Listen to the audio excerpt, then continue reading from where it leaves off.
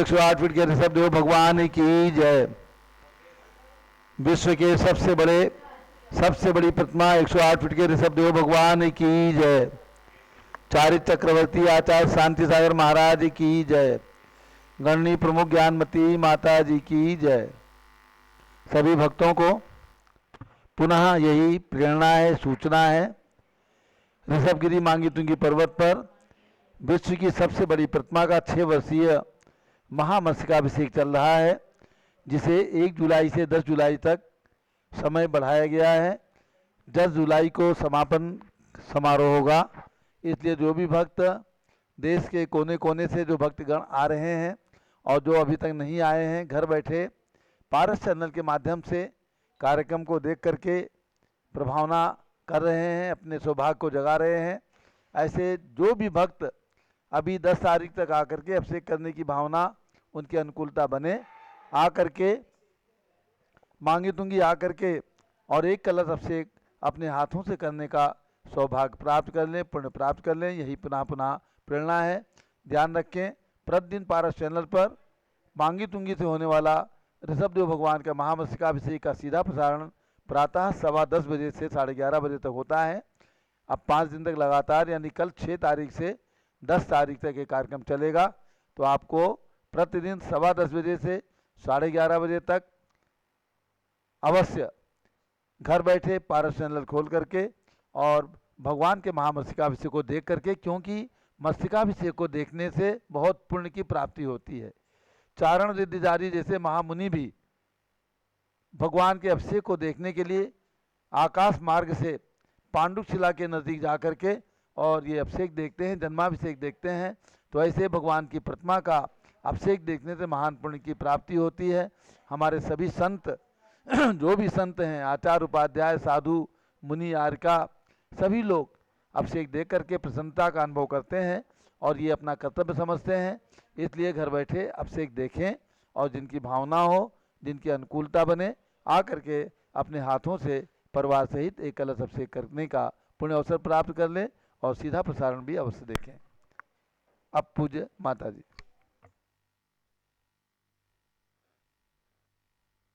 एक सूचना, कल से जम्बूद्वीप स्थल पर सिद्ध चक्र मंडल विधान होने जा रहा है। श्री आनंद प्रकाश जैन, उनके सुपुत्र श्री मदन कुमार, प्रदीप कुमार, प्रवीण कुमार जैन, इनके द्वारा इस चक्र विधान जम्बूद्वीप स्थल पर पूज्य गणनी ज्ञानमती माता जी के सानिध्य में किया जा रहा है। जो भी भक्त, जो भी परिवार के लोग सिंगल अथवा जोड़े से आकर के विधान में सम्मिलित होना चाहें, दिल्ली से अथवा हमारे पश्चिमी उत्तर प्रदेश से जो हमारी आवाज़ सुन रहे हैं, जिनकी भावना हो यहाँ पर आकर के 8 दिन के अष्टानिका पर्व संपन्न करना है, आ सकते हैं। उनके लिए यहाँ पर निःशुल्क भोजन की व्यवस्था, आवास की व्यवस्था, सामग्री की व्यवस्था सब रहेगी। और इसके साथ जो ऑनलाइन विधान में सम्मिलित होना चाहें, 5100 रुपये की मात्र राशि दे करके उनका नाम प्रतिदिन शांति धारा में लिया जाएगा और विधान के अंदर भी उनको सम्मिलित माना जाएगा। ऐसे जो भी महान भाव अपनी ओर से मात्र 5100 रुपये की राशि दे करके और अष्टानिका पर्व के यानी कल 6 तारीख से लेकर के 13 तारीख तक लगातार ये विधान चलेगा, हवन होगा।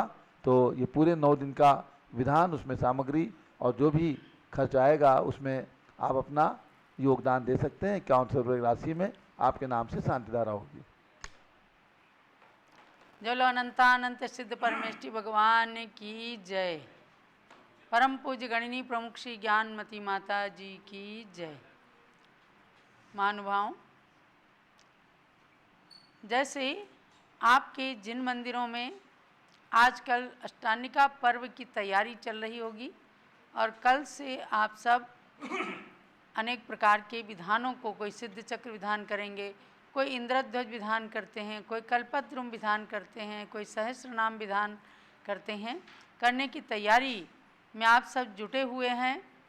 इसी प्रकार से देवता इंद्रगण भी स्वर्गों में आज अपनी तैयारी कर रहे हैं, अर्थात वे भी हमारे मध्य लोक की तिथियों के अनुसार ही हर आषाढ़, कार्तिक और फाल्गुन मास की अष्टमी से लेकर पूर्णिमासी तक इन 8 दिनों में अष्टानिका पर्व को नंदीश्वर द्वीप में जाकर के मनाते हैं और वहाँ अहरनिश, आप तो थोड़ी देर पूजा करते हैं 2-4 घंटे, लेकिन इंद्र और देवतागण अहरनिश पूजा करते हैं। चारों निकाय के देव, भवनवासी, व्यंतर, ज्योतिषी, कल्पवासी, ये चारों प्रकार के देव पूर्व आदि दिशाओं के क्रम प्रतिदिन बदलते रहते हैं और अपनी पूजा को परिपूर्ण करते हैं। तो ये सब तैयारी भी आपके पुण्य बंध का कारण है। भक्ति ही संसार के अंदर पंचम काल के अंदर भगवान जिनेंद्र की भक्ति, देव शास्त्र गुरु की भक्ति ही अपने लिए मोक्ष मार्ग में माध्यम है। सांसारिक सुखों को भी प्रदान करने में ये भक्ति ही सबसे ज़्यादा साधन बनती है। जब जब जिसने भी भक्ति को किया, चाहे मेढक ने भक्ति किया तो देवता बन गया, पशुओं ने भक्ति किया, अणुव्रत धारण किए, गुरुओं के उपदेश श्रवण किए तो अपने भावों को उन्होंने सुधार लिया और मनुष्य जन्म में आकर के वह अंजना, सीता, मैना सुंदरी आदि सतियों ने भक्ति करके खूब अच्छे फल को प्राप्त किया। इंद्र इंद्राणी बन करके जो लोग भगवान की भक्ति करते हैं, विधान करते हैं, वे आगे जा कर के वास्तव में स्वर्ग के अंदर इंद्र और इंद्राणी का पद ही प्राप्त कर लेते हैं। अब क्या है कि जब सिद्ध चक्र विधान करते हैं उसमें विभिन्न माध्यमों से, अब जैसे 8 गुणों की पूजा पहले दिन होती है तो 8 कर्मों के नाश से 8 गुण प्रकट होते हैं। यह आप निश्चित जानना। जैसे ज्ञानावरण कर्म है तो उसका नाश पूरी तरह कर देते हैं तो अनंत ज्ञान प्रकट हो जाता है। कल हमने आपको बताया कि वेदनीय कर्म के नाश से अव्यावाद गुण सिद्धों के अंदर प्रकट हो गया। ऐसे ही 16, 32, 64, 64 में 64 रिद्धियों को प्राप्त करने के लिए बताया कि आप 64 गुणों की पूजा करें, 64 रिद्धियाँ मिलेंगी। 128 कर्म जो बताए गए, 128 अर्घ्यों के अंदर उसमें 108 प्रकार का जो सांप्रदायिक आश्रव होता है, उन आश्रव को नष्ट करने के लिए और कर्मों का संवर हो अपने जीवन में या शुभ कर्मों का आश्रव हो, इसके लिए अर्घ चढ़ाए गए 128। 256 के अंदर सबसे पहले 148 कर्म प्रकृतियों की बात बताई। तो मैं इसलिए आपको कहती हूँ कि विधान करते करते, भक्ति करते करते कितना अच्छा स्वाध्याय हो जाता है। अब जब 256 अर्घ चढ़ाते हैं तो इसमें 148 तो कर्म प्रकृतियाँ ही आ जाती हैं। कैसे कैसे कर्मों के कौन से भेद होते हैं ये सब समझ में आ जाता है। पूज्य गणनी ज्ञानमती माता जी ने जैसे लिखा है कि शुभ अशुभ, सुभग दुर्भग, इन सब कर्मों का नाश करके सिद्ध अवस्था प्राप्त होती है। तो कैसा है सुभग नाम कर्म किसे कहते हैं? जिससे सभी जन अपने में प्रीति को करें, इसको कहें सुभग तनु शुभ कर्म से धरें। इस कर्म से, इस नाम कर्म से विहीन सिद्धपति हो, मैं पूजहूँ तुम्हें अपूर्व विभामणि हो। सुभग नाम कर्म क्या है कि किसी को देख करके अपने को उसके अंदर प्रीति, उससे प्रेम होने लगता है, अर्थात उस प्राणी के, उस व्यक्ति के सुभग नाम कर्म का उदय है जो सबको प्यारा लगता है। तो हर व्यक्ति चाहता है कि मैं सबको अच्छा लगूं, मेरी सब लोग प्रशंसा करें, मुझे सब लोग चाहें। तो इसके लिए क्या है कि अपने को पुण्य अर्जित करना है और पुण्य अर्जित करके ऐसे ऐसे, ये तो बहुत छोटी छोटी बातें हैं। जब मोक्ष तक या तीर्थंकर प्रकृति तक बांधी जा सकती है, मोक्ष को भी प्राप्त किया जा सकता है, तो ये छोटी छोटी चीज़ें तो मिल ही जाती हैं। एक पूजन के अंदर पूज्य माता जी ने इसीलिए लिखा है, मिलता है सिद्ध भक्ति का अवसर कभी कभी, यह पुण्य का कमल तो खिलता कभी कभी। कभी कभी क्यों? कभी कभी ऐसे नैमित्तिक अवसर आते हैं। वैसे तो प्रतिदिन पुण्य को अर्जन करने के लिए प्रातःकाल से ही भगवान के दर्शन करना, भगवान की प्रदक्षिणा लगाना, भगवान की पूजा करना, भगवान की वंदना करना, गुरु मिले तो उनके समक्ष नतमस्तक होना, नमोस्तु करना, प्रतिदिन मंदिर के अंदर शास्त्र के समक्ष भी नमन करना, प्रथमम करणम चरणम द्रव्यम नमः बोल करके दर्शन करना, ये तो नित्य की क्रिया है ही, क्योंकि 6 क्रियाएं श्रावकों की बताई हैं। लेकिन जब नैमित्तिक क्रियाएं आती हैं अर्थात विशेष प्रसंग आते हैं, जैसे अष्टानिका पर्व, 16 कारण, 10 लक्षण पर्व, इन सब में आपको विशेष आराधना करके, जैसे सीजन आता है ना, कोई कमाई का सीजन आता है तो आप विशेष कमाई करके और उसमें अपना विशेष लाभ कर लेते हैं। ऐसे ही धर्म का भी सीजन आता है। अब तो चातुर्मास तो बहुत ही अच्छा धर्म का सीजन आ गया, क्योंकि सैकड़ों नगरों को, शहरों को, गाँव को संतों के चातुर्मास मिल रहे हैं। संतों के चातुर्मास से इतना बड़ा परिवर्तन आता है कि मैं देखती हूँ जहाँ मंदिरों के अंदर कोई पूजा करने के लिए, अभिषेक करने के लिए नहीं जाना चाहता, वहाँ नंबर लगाना पड़ता है। और जब संतों के चातुर्मास होते हैं तो लास्ट तक मिलता ये है कि मंदिर के अंदर नौजवानों की, युवक युवतियों की भीड़ लग जाती है। कारण है कि हमारे संत जन उन्हें प्रेरित करते हैं कि आपके लिए as food is necessary for the body, prayer, bhakti, puja is necessary for the soul. वो अपनी एक्टिविटीज़ के द्वारा, अपने प्रवचनों के द्वारा भगवान की भक्ति की गंगा प्रवाहित करते हैं। तब आप मंदिर जाने की कोशिश करते हैं, भगवान में श्रद्धा करते हैं। देखो, मानो तो भगवान वरना पत्थर हैं। इसलिए कहा गया, नीतिकारों ने कहा, गुरो मानुष्य बुद्धिस्तु मंत्रे चाक्षर बुद्धिकम प्रतिमायाम शिला बुद्धिम कुर्वाणो नरकम व्रजेत, या कुर्वाणो सुगतिम न स्यात्। समझो कि नीतिकार ने क्या कहा कि गुरु मनुष्य बुद्धिस्तु, यदि गुरु में केवल मनुष्य की बुद्धि रखी, अरे भाई ये क्या है, पिच्छी तो ले ली है, हैं तो सब हमारे जैसे ही, केवल मनुष्यता की बुद्धि रखी तो उनकी विनय आपसे कभी भी नहीं होगी। वरना गुरु आज के भगवान हैं, ये हमारे लिए मोक्ष का मार्ग प्रशस्त करने वाले हैं। तो गुरु को गुरु मानना, उन्हें उनमें साधारण मनुष्य की कल्पना नहीं करना। और मंत्रे चाक्षर बुद्धिकम, मंत्र नमोकार मंत्र है, शांति मंत्र, कोई भी मंत्र है तो उसमें केवल अक्षर बुद्धि नहीं रखना कि अभी तो आ ई का खा गा गंगा स्वर व्यंजन से ही तो बने हैं। स्वर व्यंजन से तो लौकिक विद्या भी प्राप्त की जा सकती है, लेकिन जिन स्वर व्यंजन मात्राओं को मिला करके मंत्र बना दिया जाता है, या मंत्र बने बनाए हैं, अनादि निधन नमोकार मंत्र है, 84 लाख मंत्रों का जनक है, उसमें आप साधारण अक्षर की कल्पना बुद्धि मत करना।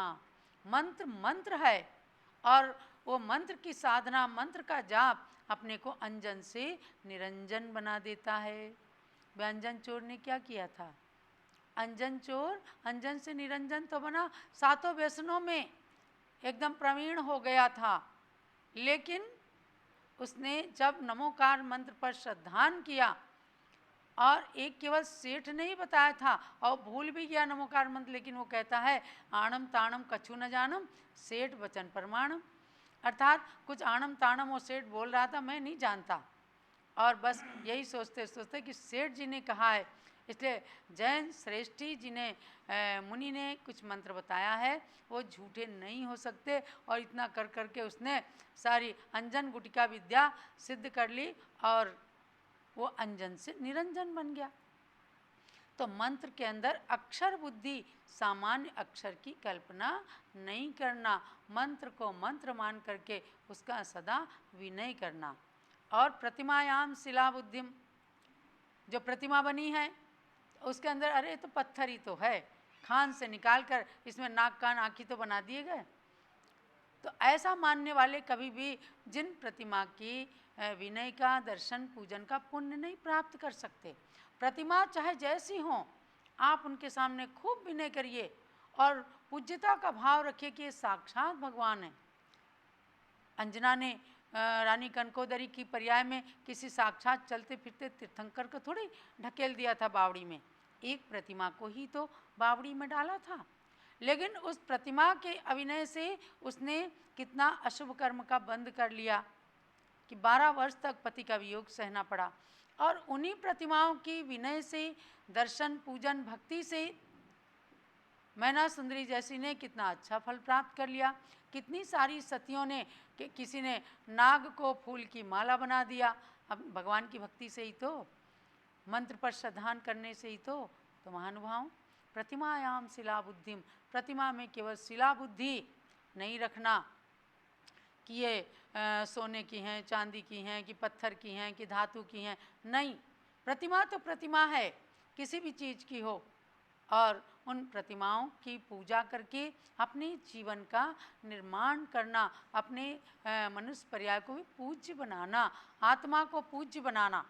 और जो नहीं मानते ऐसा कि गुरु में साधारण मनुष्य की बुद्धि करते हैं, मंत्रों में केवल अक्षरों की कल्पना कर लेते हैं और प्रतिमा को केवल पाषाण का खंड मान लेते हैं, कुर्वाणो नरकम व्रजेत, नीतिकारों ने तो कह दिया कि इस प्रकार से करने वाले लोग नरक को प्राप्त करते हैं, अर्थात सुगति को तो प्राप्त नहीं ही कर सकते हैं, दुर्गति में चले जाते हैं।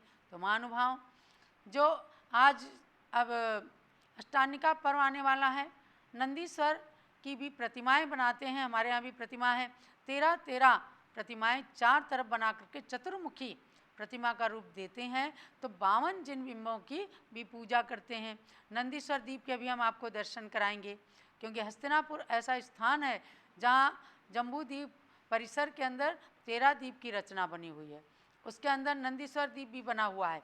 और सिद्ध चक्र विधान तो कल से करेंगे ही। तो इन सबको करके अपने जीवन का निर्माण करना, अपनी आत्मा को पूज्य बनाना और समझ लेना कि हम भी इंद्र और देवताओं के साथ ही पूजा कर रहे हैं। वे कल से नंदीश्वर द्वीप में चले जाएंगे। आपकी और हमारी शक्ति नंदीश्वर द्वीप में जाने की नहीं है, इसलिए अपने मंदिरों में ही नंदीश्वर द्वीप की कल्पना करना, साक्षात सिद्ध शिला पर विराजमान अनंत अनंत सिद्ध परमात्माओं की कल्पना करके सिद्ध चक्र मंडल विधान पर उन सिद्ध भगवंतों के गुणों के अर्घ चढ़ाते हुए अपने अंदर भी सिद्धों के गुणों की प्राप्ति के लिए अभिलाषा करना, प्रार्थना करना, और उनके गुणों के अंश भी हमें मिल जाएं तो कम से कम कुछ भी नहीं होगा तो आपकी मनोकामना तो सिद्ध हो ही जाएगी, आपका शरीर तो स्वस्थ हो ही जाएगा। ऐसे महान अष्टानिका पर्व के अंदर अब आपको इंद्र और देवताओं के साथ मिल करके इंद्र इंद्राणी बन करके पूजा करना है।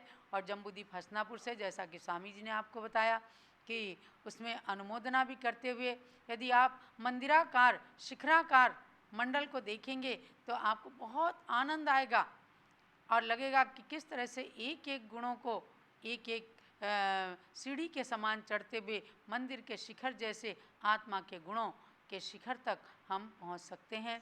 तो ये विधान आप सबके लिए मंगलकारी हो, अष्टानिका पर्व मंगलकारी हो, पूज्य गणी ज्ञानमती माता का विधान हम सब आत्मसात कर सकें और पूजन के एक एक अर्घ्यों को, उनकी जयमालाओं को पढ़ करके महान पुण्य का बंद कर सकें। यही सबके लिए खूब मंगल प्रेरणा है। और आप देखें कि इसके अंदर जगह जगह मानव जन्म की दुर्लभता का वर्णन करते हुए कहा कि जब मनुष्य जन्म बड़ी दुर्लभता से मिला है तो उसका सदुपयोग जरूर करना है। मानव का जन्म